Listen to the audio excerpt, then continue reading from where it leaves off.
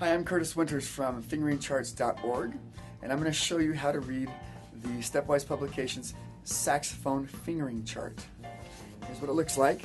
Now you'll see it looks a little different from most fingering charts because first of all, it fits all on one page. You don't have to go across pages.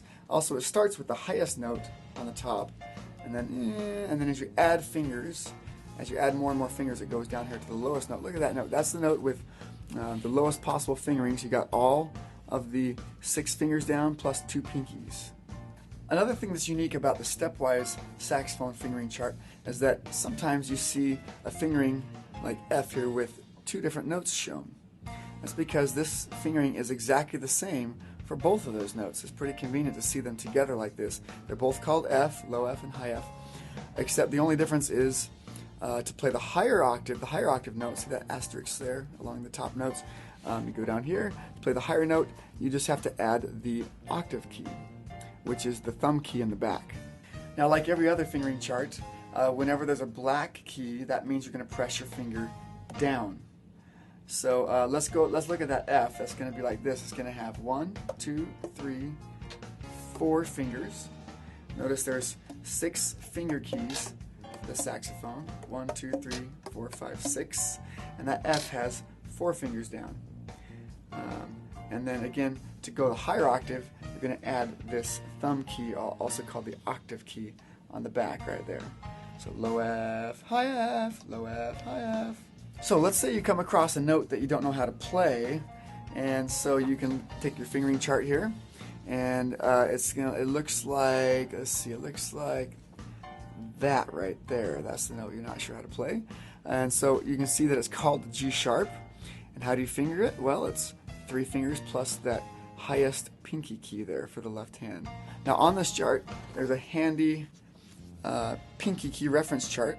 Your left pinky keys are right here, G sharp, B, C sharp, and B flat. And then your right pinky keys at the bottom, there's only 2 of those, D sharp up here and C down there. Now let's also say you come across a note that is called a D flat. And then you can refer to this enharmonic chart and say, oh, let's see, there's a D flat. Oh, D flat is the same key or same note as C sharp. It's the same on a piano and it's the same on a saxophone. So D flat and C sharp are the same, so if you come across a D flat, you just need to find instead a C sharp.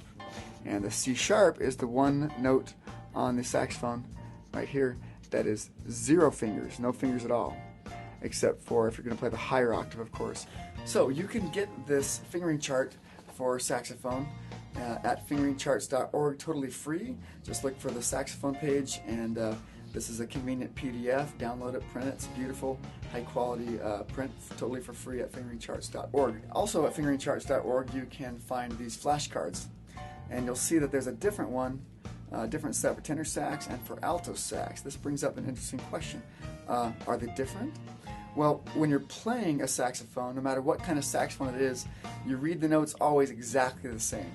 So if there's a certain note, if there's a C sharp on a tenor sax, you play it 0, no fingers at all. If there's an alto, if you're playing alto sax and there's a C sharp, again 0, no fingerings at all. So the fingerings always are performed the same, no matter what saxophone you're playing, but they do sound different. They come out of the instrument sounding different. The alto sax is an E flat instrument. So is the Bari sax, and then the tenor sax is a B flat instrument, and so they have a different transposition or a different sound coming out of them. It's kind of complicated, but they're not C instruments like flute and trombone. So I have a different set of flashcards so that you can match when you're playing in a band. If you're gonna play, for instance, let's say the teacher wants you to work on your fingering for note 9. Well, then note 9 on a tenor sax is going to be a B flat, and that's fingered. There's 2 different ways to finger the B flat. There's an alternate fingering over here.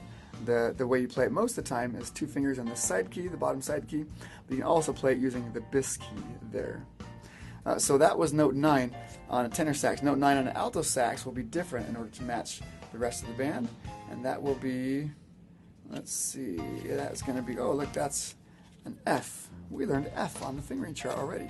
So it's played like this, 4 fingers, but these 2 notes together will sound the same, tenor sax and alto sax, even though they're fingered different. So I have different sets of flashcards for the two different instruments, but the fingering chart is the same for both. Now if you're a music teacher, then also at fingeringcharts.org you can find this right here. What the heck is this? This is downloadable flashcards that you can print and copy for all of your students. So you can buy a whole set for the entire band. This is the clarinet one, for example, and you can print them off.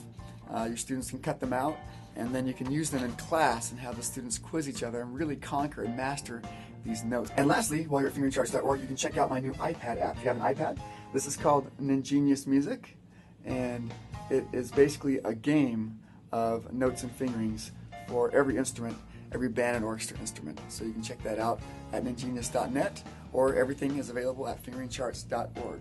Thanks for watching.